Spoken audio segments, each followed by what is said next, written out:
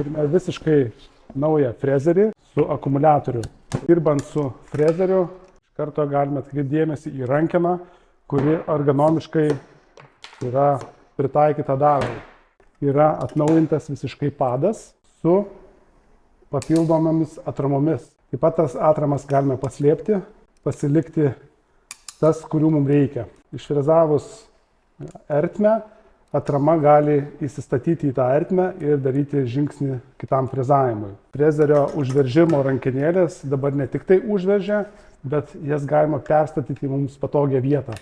Noriu parodyti labai patogų frezos pakeitimą.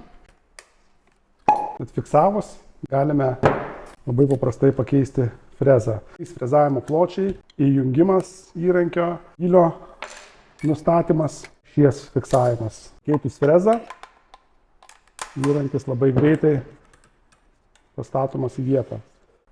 Šablonas, kuris bazuoja staliuką frezavimo pagal ruošinio storį.